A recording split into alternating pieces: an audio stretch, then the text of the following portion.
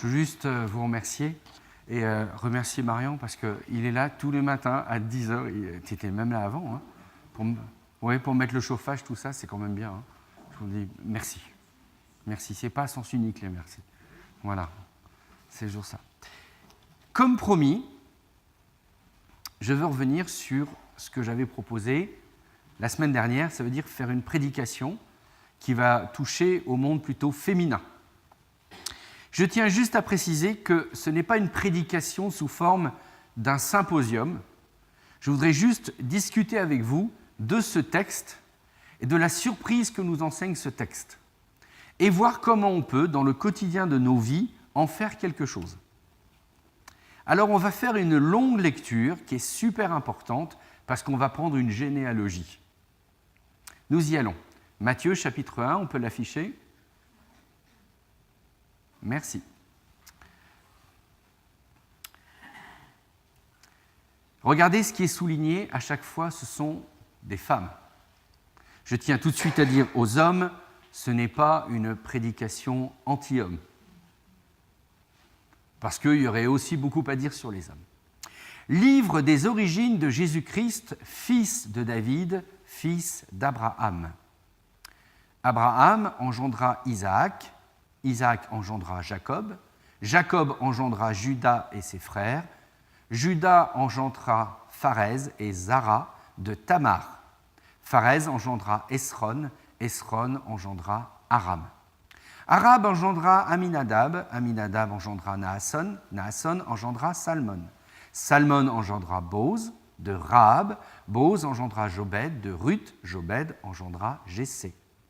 Jessé engendra le roi David, David engendra Salomon de la femme d'Uri.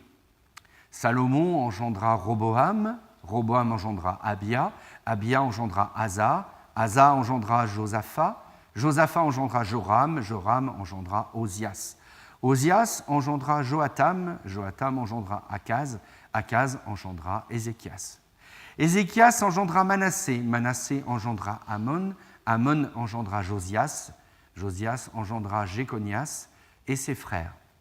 Ce fut alors la déportation à Babylone. Après la déportation à Babylone, Jéronias précisément, engendra Salatiel, Salatiel engendra Zorobabel.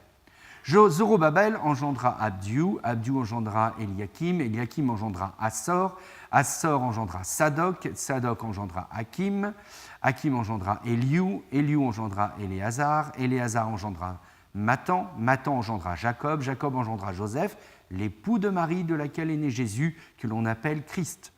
Le nombre total des générations est donc 14 d'Abraham à David, 14 de David à la déportation de Babylone, 14 de la déportation de Babylone au Christ. Fin de lecture du texte. Si vous étiez des jeunes parents, je vous dirais, voici l'occasion de choisir le prénom de votre enfant, même si ça risque d'être dur à porter.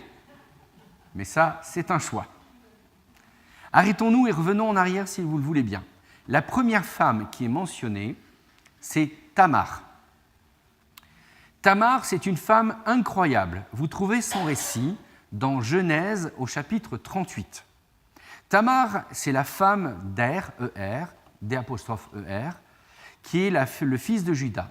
Et il se trouve que Er, son mari, décède sans lui donner ce que la Bible appelle une postérité. Et il était normal que lorsque un frère décédait, l'épouse du frère était prise en charge par un autre frère s'il y en avait, auquel on faisait un enfant, et l'enfant finalement héritait des biens du défunt qui était parti.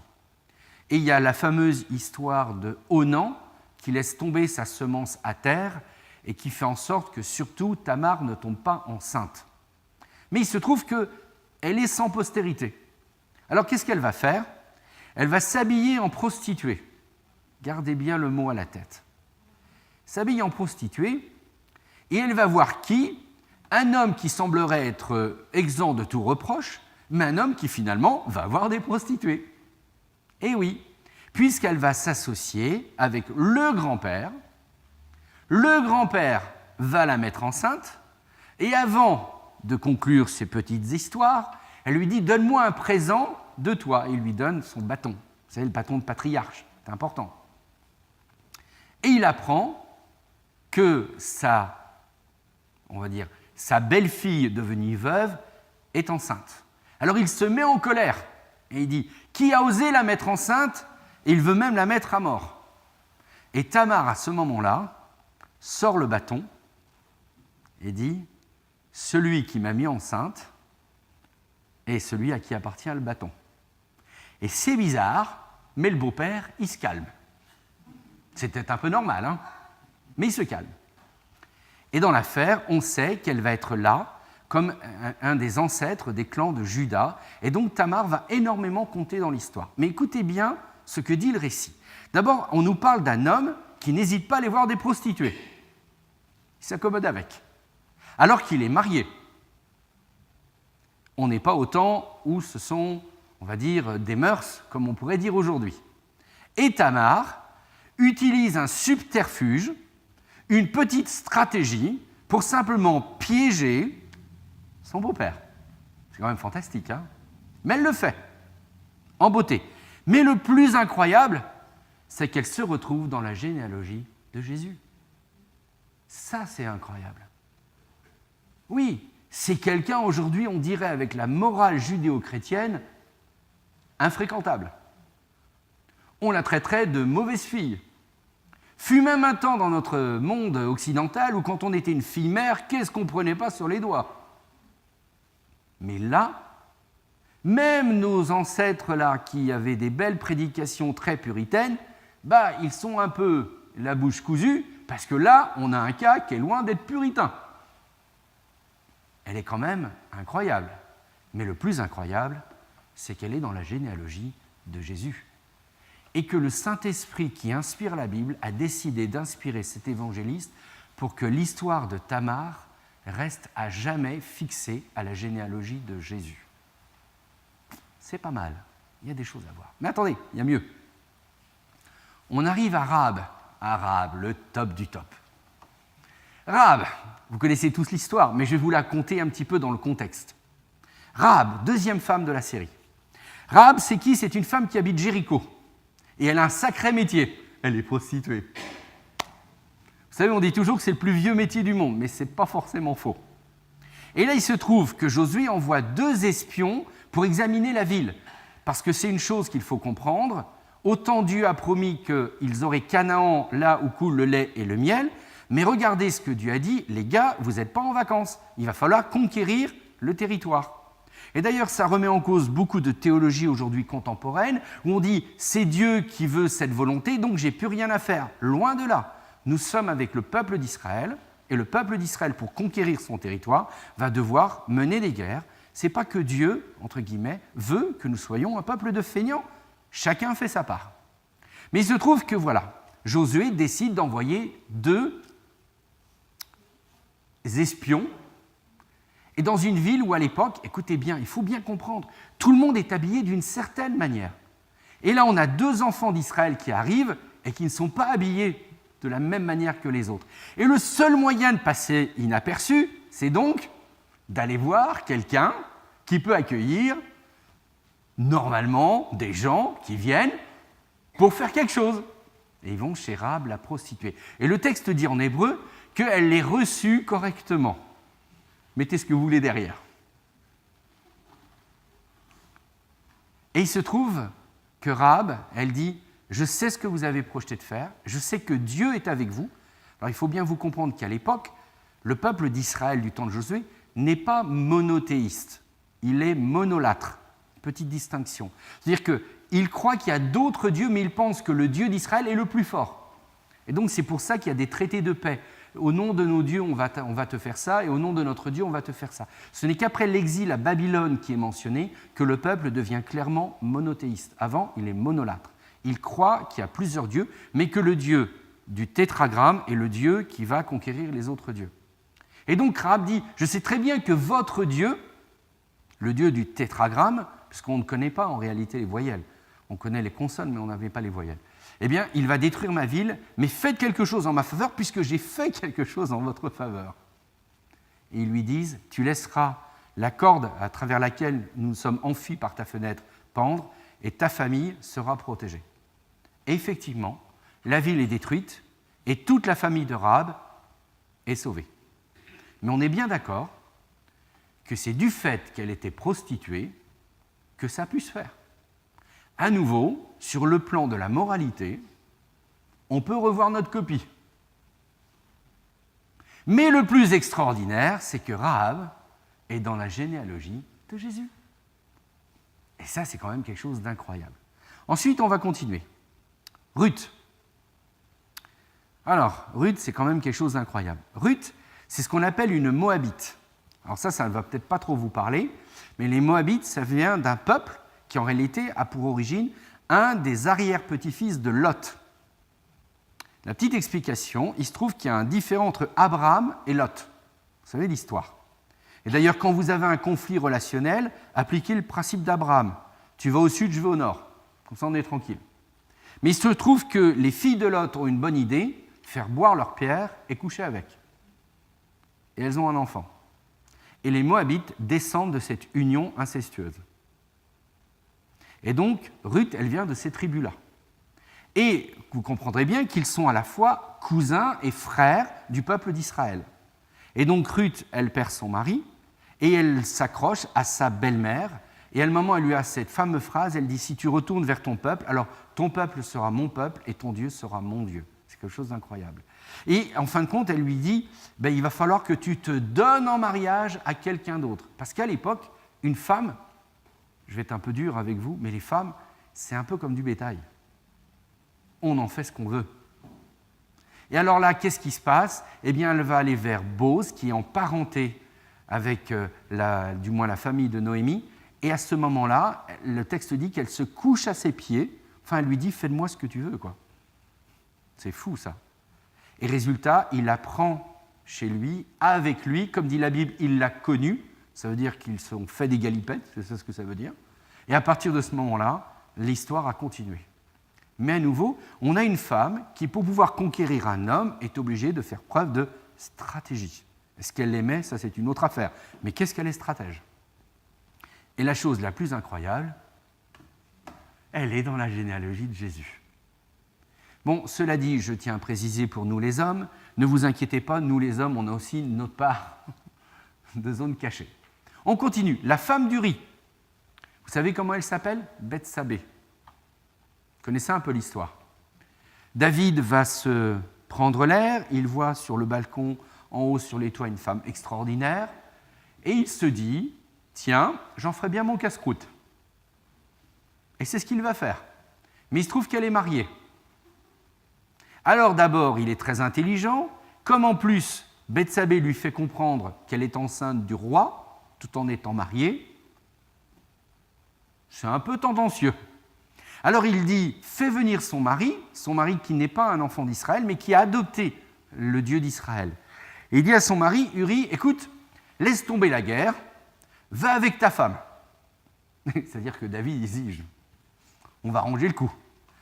Et Uri, il dit, non, l'autel de l'Éternel est en péril, je dois être auprès des hommes. Et là, David, il fait, eh ben mince alors.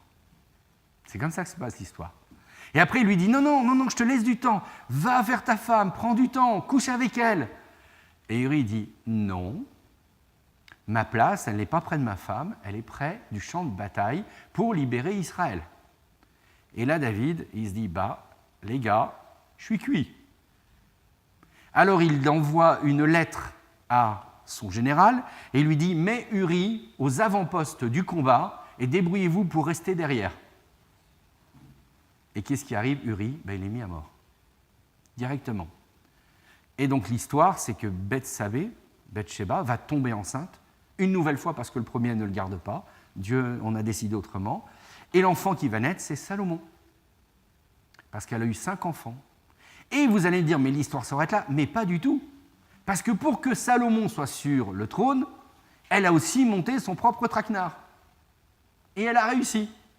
Puisque Salomon a fini sur le trône, sans oublier qu'il a fait quand même exécuter immédiatement son frère une fois qu'il était sur le trône. Bon, c'est un peu l'histoire biblique. Mais on est bien d'accord que Bethsabée, ce n'est pas une femme parfaite. Et dans tout ça, elle est dans la généalogie de Jésus. Et pour finir, il y a Marie, mais vous comprendrez que, vu que c'est la mère de Jésus, on ne va rien dire sur elle.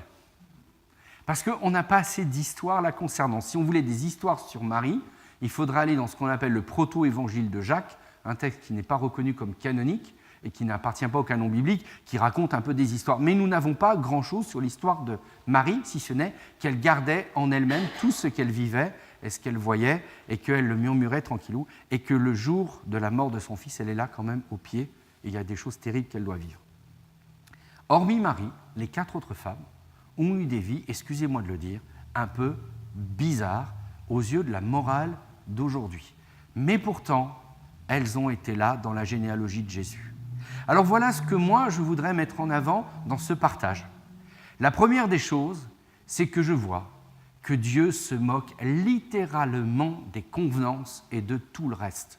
Comme nous l'avons vu dans le psaume tout à l'heure, je reprends mes notes, que nous avons lues juste un petit peu avant, Dieu fait ce qu'il veut, il ordonne et la chose existe. Et peu importe si les gens sont recommandables ou pas, quand Dieu décide quelque chose, ça arrive. Mais on va aller plus loin. Il y a aussi le fait que Dieu a choisi de toute éternité de composer avec l'humain. Parce que s'il ne voulait pas composer avec l'humain, nous serions obligés de revivre le déluge. Mais Dieu a choisi, après le déluge, de composer avec l'humain. Et vous savez que l'humain, il a une palette incroyable de choses qu'il peut faire, bien ou pas bien. Mais ça, c'est le choix de Dieu. Alors finalement, Dieu est surprenant, comme dit l'apôtre Paul que nous avons lu. Il prend les choses folles de ce monde pour confondre les sages, les choses viles de ce monde pour confondre ceux qui se disent forts. Alors oui, je crois que ces 5 femmes sont mentionnées dans la généalogie de Jésus pour nous dire quelque chose de fort. La première, ça s'adresse à nous encore aujourd'hui. Je ne connais pas vos histoires personnelles de vie, mais assumez votre passé, assumez vos descendants, peu importe ce qu'ils ont fait, que vous soyez d'accord ou pas, et je sais de quoi je parle dans ma propre famille, malheureusement, nous descendons tous d'une famille. Mais Dieu n'a pas décidé que nous vivions en étant bloqués par cette famille, neutralisés, mais il a décidé que nous vivions à sa lumière, à lui. Et il est le Dieu qui ressuscite même des situations compliquées. Et là, on en a la preuve. Ensuite, je m'aperçois que Dieu, s'il nous demande d'assumer nos descendants, il ne nous demande pas de faire copain-copine toujours avec, loin de là. Mais il nous dit juste, les choses sont arrivées parce que je compose avec l'humain.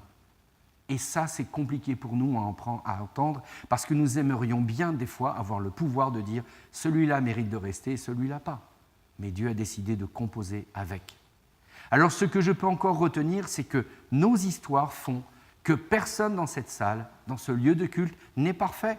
Moi, je pourrais être une de ces femmes. Mais à partir du moment où Dieu est là et qu'il décide de faire avec nous, il nous appartient de lui dire oui. Oui, Dieu fait avec l'humain qu'il connaît parfaitement. Et j'aime bien cette phrase. Il n'y a pas de faux semblant, il n'y a pas de masque avec Dieu. Dieu connaît toutes choses. Et il continue de composer avec l'humain. Et à ceux qui prétendraient que Dieu attend de nous une perfection ou une pseudo-perfection, et je dirais cette phrase toute simple, Dieu n'attend pas de nous une perfection ou une pseudo-perfection, il attend de nous que nous soyons vrais, honnêtes et sincères, mais toujours disponibles. Ce n'est pas tout à fait la même chose. Le peuple de Dieu s'est enfermé dans des schémas destructeurs quand il a choisi l'immobilisme. Mais à partir du moment où nous restons ce peuple en mouvement, nous avons toujours l'occasion d'apprendre et de nous perfectionner. Et je voudrais juste finir avec cette phrase. Quand Jésus nous dit « le disciple n'est pas plus grand que le maître », n'oubliez jamais, et n'oublions jamais, c'est valable pour moi, que si quelqu'un veut se prendre pour un maître, il n'a plus le droit à l'erreur, parce qu'il est un maître. Nous ne sommes que des disciples, nous avons encore le droit à l'erreur. Et parce que Dieu a choisi de composer avec nous, dites-vous bien qu'à côté de Tamar, Rahab, la femme d'Uri, Ruth et Marie, on peut y rester, on n'a pas grand-chose à craindre. Parce que le peuple de Dieu, ce n'est pas un peuple de petits saints, ce sont des pécheurs et pécheresses qui se savent sauvés par grâce, aimés par Dieu, alors que le jugement ne soit pas au milieu de son peuple, bien au contraire, souvenons-nous que Dieu fait comme il veut, où il veut, et il a choisi de composer avec l'humain. Alors en route, chère Église, je vous invite à prier.